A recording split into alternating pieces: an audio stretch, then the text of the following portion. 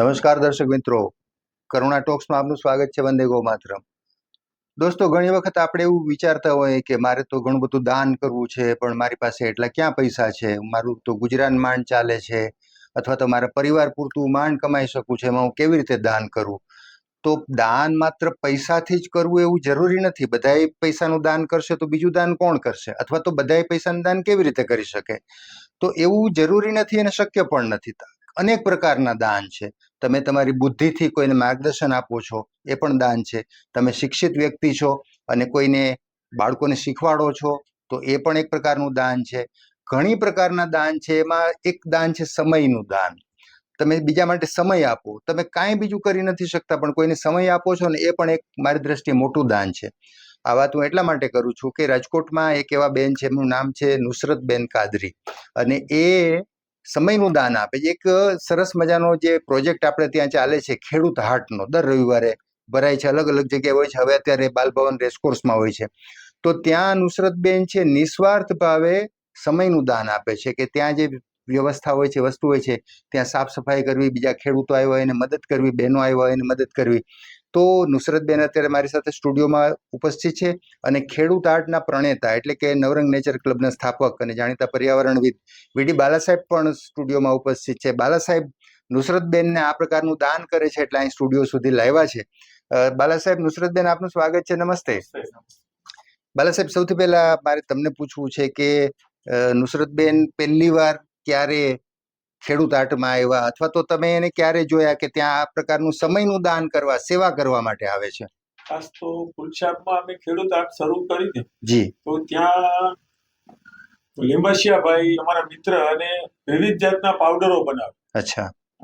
બીટનો પાવડર હોય, લીંબુનો પાવડર હોય, જાત જાતના પાવડરો, અને ઈ પાણીમાં નાખી તમે પી શકો, પ્રવાસમાં લઈ શકે. એટલે એનું અમે રાહત ભાવે વેચાણ કર્યું. અચ્છા. એમાં અલગ અલગ મિત્રો સાંભળતા હોય. એમાં એક વખત મેં આ બેનને જોયા, 7-8 વર્ષથી આવી છે. તો ઈ કલાક 2 કલાક સમયનો દાન દે. કેમ આવતા એ તો મને કઈ ખબર નહોતી, પણ આ ધીરે ધીરે ઈ આવવા માંડ્યા. અને થયું એવું કે અમે 150 ફૂટ રિંગ રોડ અમીનબાગના ખૂણા ઉપર ગયા ને, તો ઈ બરાબર મોટો રોડ 900 ફૂટનો, વાહન ખૂબ આવે, લોકો ખૂબ લેવા આવે. હવે વાહન હાચવવાની વ્યવસ્થા માટે અમારે એક માણસની જરૂર. એટલે અમે તપાસ કરી કે આ કોણ કામ કરે. તો સિક્યુરિટી વાળાને મળ્યા ત્યારે 1000 રૂપિયા કીધા. 1000 રૂપિયા થાય. અમે 1000 રૂપિયા કાઢવા ક્યાંથી? એટલે અમે મિત્રોમાં કીધું, ભાઈ કોઈ જો સંભાળે એવું હોય ને તો કામ થાય. તો આ નુસરતબેને કીધું, ભાઈ હું સંભાળ્યું. ભાઈ પૈસા, તો કે પૈસા અમારે જોતા નથી, મને આ ગમે છે અહીંયા આવવું અને આ સેવા બધાય કરો છો. તો મારી પાસે પૈસા નથી, પણ મારી પાસે સમય છે. હું કોકને કામ કરવા જાઉં છું, રવિવારે હું આરામ રાખું છું, એટલે મને આ ગમે છે. ગમતું સારી વસ્તુ, તો તમે તારે સંભાળી લ્યો. ઈ ટ્રાફિક નું સંભાળવા મીડ્યા, પછી કચરો થાય, એટલે અમે કચરો ઉપાડવાનું ચાલુ કર્યું. પણ કોરોના આવ્યો ને, ત્યાં અમારે માણસની બહુ જરૂર પડી. સેનિટાઈઝર, ફુવારો, કે ભાઈ તમારા હાથ ઈ વાળા સેનિટાઈઝ કરીને પછી અંદર આવવાનું. અમે અધિકારીઓને મળ્યા તો કે ભાઈ તમે નિયમ પાડો તો તમારી બજાર ચાલુ રાખો. અમે કીધું ભાઈ ચુસ્ત રીતે નિયમ રાખશું. એટલે આ બેને કીધું એ હું સંભાળીશ. ક્યાં વાત. તો અમારું કામ બહુ સરળ થયું. પછી એમ થયું, બધા મિત્રો ભેગા કરીને કીધું ભાઈ આ મજૂર માણસ છે, બીજાની આ કામે જાય છે, એટલા પૈસા નથી, અને આ પૈસા નો લઈએ ને તો અઘરું થાય. આપણે વિનંતી કરીએ. એટલે ખેડૂતે બધા કીધું ભેગા કરી, સાહેબ અમે 10 રૂપિયા દેશું. એટલે પેલી વખત એને 30 ખેડૂત 300 રૂપિયા થયા. અત્યારે તો અમારે 80-90 ખેડૂત આવે છે, અને એને 700-800 રૂપિયા થઈ ગયા. બરાબર છે. 20 રૂપિયા. એટલે એ રીતે પ્રક્રિયા આવેલી. પણ આમ સમર્પિત એટલે અમારે કઈ ચીંધવું ન પડે. હું રવિવારે અહીંયા જ હોય, પણ હું ક્યાંક બહારગામ ગયો હોય ને તો એ મેદાનના ફોટા પાડીને મોકલી. 1 વાગ્યા સુધી આ બધી વ્યવસ્થા સાંભળવાની. બરાબર. અને પછી એને સાફ કરવાનો 2-3 કલાક થાય, અને પછી એનો ફોટો પાડીને મને મોકલવાનો. અચ્છા, કે સાફ થઈ ગયું છે. કેમ કે જવાબદારી મારી ગણાય. સંસ્થા મને મેદાન આપે ને, પછી હું કહું કોને સાફ ન કર્યું, કોને સાફ ન કર્યું, કોને સમર્પિત. એને સામેથી રસ કરો ને, એટલે કોઈ દી એને ચીંધું જ નથી પડ્યું. વાહ વાહ. સાહેબ બહુ મોટી વાત તમે કરી. એક જેને કહેવાય કે આપણે જેને નાના માણસ ગણતા હોય એની કેટલી મોટી સેવા હોય છે, આપણે કલ્પના નથી કરી શકતા. હવે નુસરતબેનને થોડુંક પૂછવું છે. નુસરતબેન, એવો તમને વિચાર કેમ આવ્યો કે ભાઈ આ ખેડૂત આર્ટ ભરાય છે? સાવ શરૂઆત તમે જ્યારે કરી, સાહેબે કીધું કે અમે જ્યારે શરૂઆત કરી ત્યારે તમે એ બધી વ્યવસ્થા માટે જતા હતા, તો તમારે ઘરનું કામ હોય, તમે પણ કંઈક નાનું મોટું કામ કરીને ગુજરાન ચલાવતા હો, એની વચ્ચે આવી સેવા કરવા મારે જાવું છે એવો વિચાર કેમ આવ્યો, એવો સેવાનો ભાવ? મારે ફૂલછાપમાં જાવું દર રવિવાર. બહુ બધું સદરમાં અમારા સગા રહીએ છે બધા, તો કઈ એમ થાય કે રવિવારે આપણે જાય. એમાં એક બેન હારે આપણે ઓળખાણ થઈ ગઈ, દેવબેન કરીને, બારગામ થી આવે, પીંડલા સરબત બધી દાંતણ ને બધું લઈ આવે વેચમાં. તો એની હારે વાતચીત કરતા ને બધી એમ થાય કે આપણે કઈક કરી એમ એને હેલ્પ કરવું. પછી બકાલા વાળા છે એ બધા શાકભાજી વાળા બધા જે કોઈ મોટી ઉંમરના હોય એ ન ઉપાડી શકે, તો આપણને એમ થાય કે લાવ એને સ્કૂટર સુધી કે ફોર વ્હીલર જે કઈ લઈને આવ્યો ત્યાં સુધી આપણે એને લગી પહોંચાડી દો, રિક્ષામાં જાય એમ કરતા કરતા સાહેબારે બધી પરિચય થયો ને ઓળખાણ થઈ એમ. એટલે પછી એમને હાલતું જ ગયું બધું. એમાં મજા આવે આપણને સેવા કરવાની છે. આપણને એમ થાય કે ભાઈ દર રવિવાર એમ થાય નવરા હોય અને કામ જ્યાં કરી ત્યાં એમ કે આગલે દિવસે કરી જઈશ વધારાનું કામ જે હોય ને. બરાબર છે. એમ કરીને આ બધું ગ્રુપમાં સંકળાઈ ગયા અમે. બહુ મજા આવે આપણને. પછી ગમે ત્યાં કઈ સાફ સફાઈ હોય કે કઈ પણ હોય એટલે પછી અમે હારવાર જોડાઈ જઈએ સાહેબ સાથે. વાહ નુસરતબેન, બહુ મોટી સેવા તમે કરો છો અને મોટું સમયનું દાન પણ તમે આપો છો.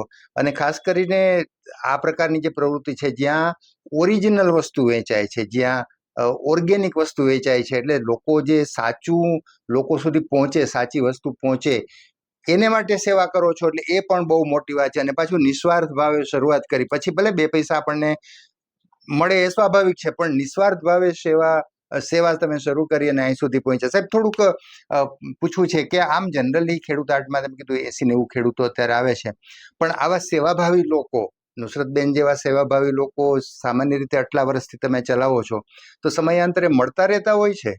કારણ કે લોકોને પૈસાનું દાન કરવું બહુ સહેલું છે. આજે 200-500 હજાર રૂપિયા કોઈકને આપી દઈએ, પણ કોઈકને એમ કહીએ કે 2 કલાક અહીં સેવા આપો, તો એ કોઈથી થતું નથી. એ બહુ જ અઘરું કામ છે.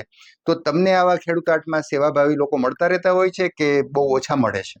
ખાસ તો તમને પ્રશ્ન મને સારો એટલે જ આપ્યો કે જ્યાં સેવા થતી હોય ને ત્યાં લોકો જોતા હોય. ધારો કે આ બેન સેવાનું કામ કરતા હોય ને તો ઘણા પૂછે ભાઈ તમે શું આપો? ભાઈ કાંઈ આપતા નથી.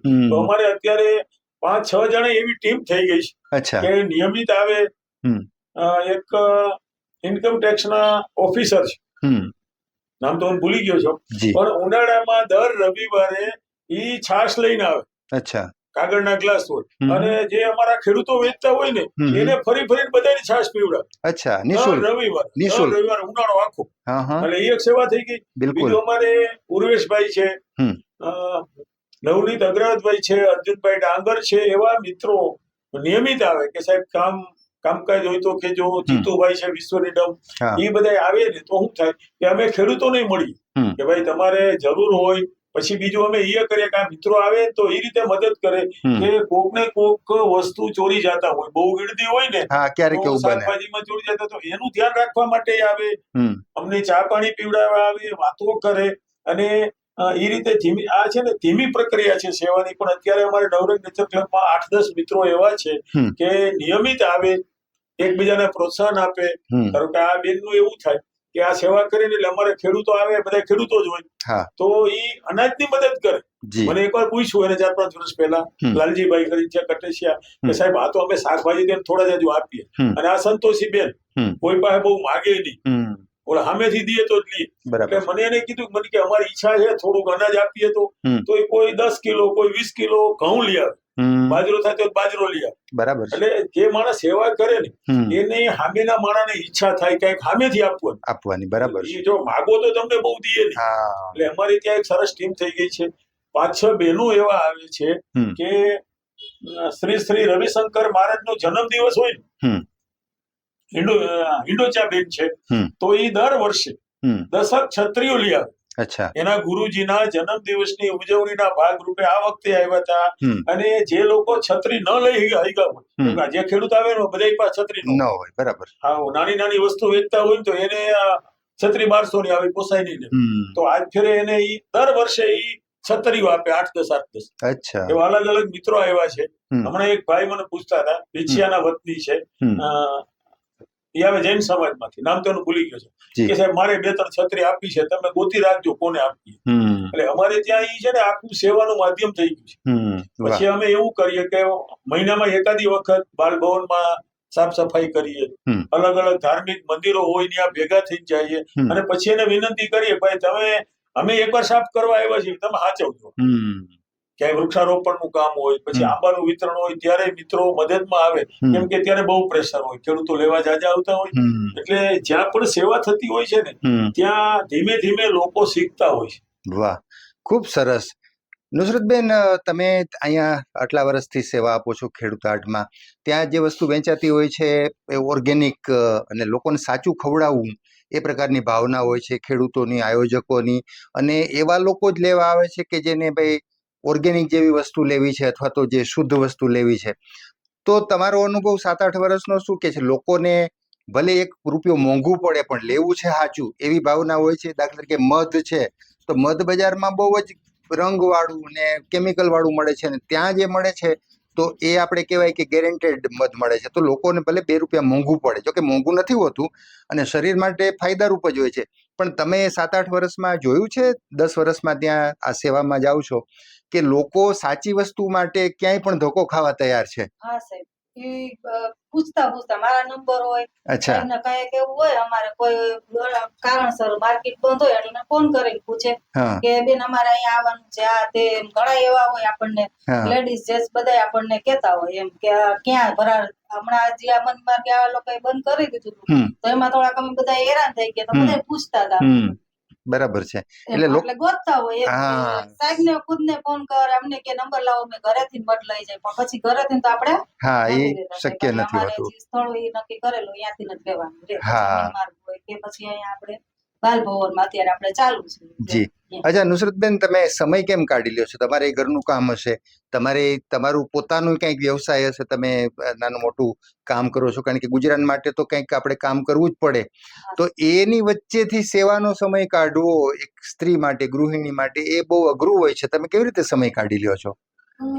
એમાં એવું છે કે ઘરના ગુજરાન માટે મારે ઘરેથી કટલેરી કરું છું, પછી બીજા 2-3 ઘરના કામ કરું છું, બરોબર. ઘરે કપડાનું, પછી રવિવારે રજા જ રાખી દઉં સેવા માટે. સેવા માટે રજા રાખી દે છે. વાહ. એટલે આ પણ બધાએ શીખવા જેવું છે. નિસ્વાર્થ, કોઈ દી સ્વાર્થ ક્યાંય નથી રાખ્યો. અહીંયા તો નહીં સાહેબ, પણ લાઈફમાં ક્યાંય કોઈ જગ્યાએ જ્યાં કામ કર્યું દિલથી જ કર્યું છે આપણે. ક્યાં બાત હે. વાહ વાહ વાહ. એટલે આપણી વચ્ચે મિત્રો આવા લોકો પણ હોય છે જેને આપણે નાના માણસ કહેતા હોય, વાસ્તવમાં એ નાના માણસ નથી, આપણાથી મોટા માણસ છે. તમે વિચાર કરો કે પોતાનું ગુજરાન ચલાવવા માટે થઈને એક પ્રવૃત્તિ કરે છે. એમણે કીધું કટલેરીનું કામ કરું છું ઘરેથી, બીજા પણ ઘરના કામ કરું છું, પણ રવિવારે સેવા માટે રજા રાખી દઉં છું. ગુજરાનમાં કામમાં પણ રવિવારે સેવા માટે રજા રાખી દે છે. એટલે કેટલી મોટી વાત આ થઈ. દરેક વ્યક્તિએ પ્રેરણા લેવી પડે નુસરતબેન પાસેથી. એ પ્રકારની એમની પ્રવૃત્તિ છે. સાહેબ, એક સંદેશો ખેડૂત હાટમાં આવતા ખેડૂતો માટે અથવા તો આ પ્રકારના સેવાભાવી લોકો છે એમના માટે એક સંદેશો આપી દો. ખાસ તો હું બધાને વિનંતી કરું વડીલ તરીકે કે જે આ નુસરતબેન સ્વચ્છતાના આગ્રહી છે કે ભાઈ ખેડૂત હાટે ચોખ્ખી રહીએ, જ્યાં રહીએ આજુબાજુ ચોખ્ખાઈ રહીએ. ચોખ્ખાઈ એટલે ભગવાનને ગમતી વાત છે. એટલે બધાને હું વિનંતી કરું કે આપણી આજુબાજુ વધુમાં વધુ આપણે ચોખ્ખાઈ રાખીએ, બાળકોને શીખડાવીએ, અને જેટલું સ્વચ્છ વાતાવરણ હશે એટલું આપણને મનની શાંતિ રહેવાની છે, આરોગ્ય માટે ખૂબ જ સારું છે. અને શક્ય હોય એટલા આપણે વૃક્ષો વાવી અને ધરતી મને લીલીછમ કરીએ એવી અભિલાષા સાથે. વાહ, ખૂબ સરસ. તો બાલા સાહેબ, નુસરતબેન તમારો ખૂબ ખૂબ આભાર માનું છું કે તમે અમારા સ્ટુડિયોમાં આવ્યા.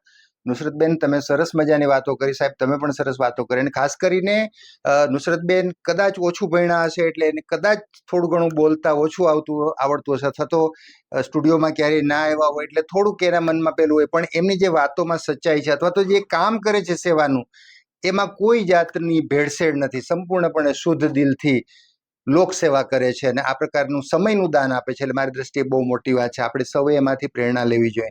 તમારો ફરીથી ખૂબ ખૂબ આભાર વ્યક્ત કરું છું. મિત્રો, ફરી પાછા કોઈ નવી વાત સાથે, નવા વિષય સાથે મુલાકાત કરશું. ત્યાં સુધી રજા આપશો. નમસ્કાર.